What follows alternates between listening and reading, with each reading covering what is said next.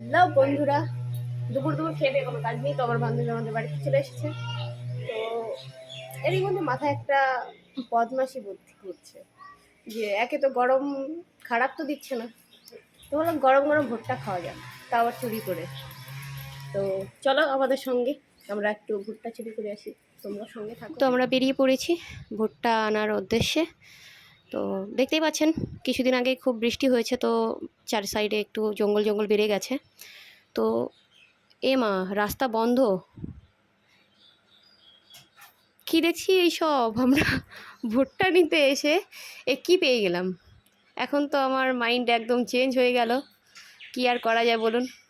কোথায় ভুট্টা চুরি করতে যাবো, সেখানে আমরা ডয়ে নিয়ে নিচ্ছি।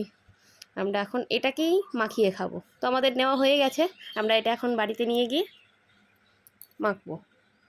তো আমাদের ডয়ে নেওয়া হয়ে গেছে, আমরা এখন এটা নিয়ে বাড়ির উদ্দেশ্যে বেরিয়ে পড়েছি। বাড়িতে নিয়ে গিয়ে এটাকে এখন মাখা হবে।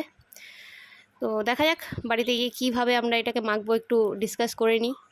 তো আমাদের পরিকল্পনা আছে যে আমরা এটাকে সিম্পলভাবে মাখবো। তো আপনারা সঙ্গে থাকুন, দেখতে থাকুন আমরা কি করি। তো আমাদের এই পরিকল্পনার মাঝখানেই আমার বান্ধবী বলে দিচ্ছে যে এটা ডোয়ে না, ডোয়ে মাখা করবো। তো ওটা নিয়ে আমরা একটু হাসি মজাক করছিলাম। তো এর মধ্যে আমরা বাড়িতে পৌঁছে গেছি, বাড়িতে এনে ভালো মতন ধুয়ে নিচ্ছি। তারপরে এটাকে ভালো মতন একটু ছাড়িয়ে নিলাম, আর ছাড়িয়ে নেওয়ার পর আমরা একটু লবণ আর লঙ্কা দিয়ে, একদম সিম্পলভাবে বলেছিলাম, তো লবণ আর লঙ্কা দিয়ে আমরা একদমই সিম্পলভাবে এটাকে মেখে নিয়েছি। তো মেখে নেওয়ার পরে দেখি টেস্টটা কি হয়। আপনারাও একটু ট্রাই করে দেখতে পারেন বাড়িতে ডোয়ে মাখা লবণ আর লঙ্কা দিয়ে। আপনারা আরও কিছু অ্যাড করতে চাইলে অ্যাড করে নিতে পারেন।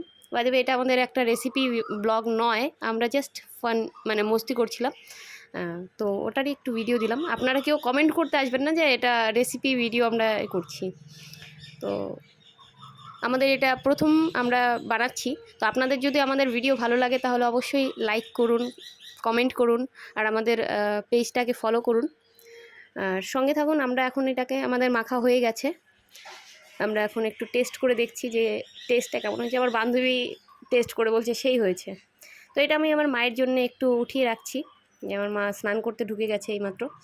তো ভাবলাম মায়ের জন্য একটু রেখে দিই, তারপরে আমরা খাবো। তো আমরা ছাদে চলে এলাম এটাকে নিয়ে, আর ছাদে আসার পরে আমরা একটু দেখাচ্ছিলাম আর বলছিলাম। আমাদের আরেকজন বান্ধবী ছিল আমাদের গ্রুপে, বাট সে এখন নেই, সে পড়াতে গেছে, টিউশন পড়ায়। আর আমরা দুই বান্ধবী এখানে, তো তাকে মিস করছিলাম। আর আমাদের ভিডিও এতটুকুই, আপনারা সঙ্গে থাকুন আর সাপোর্ট করুন আমাদেরকে, আমরা যাতে এরকমই আরও অনেক অনেক ভিডিও আপনাদেরকে দিতে পারি। ধন্যবাদ।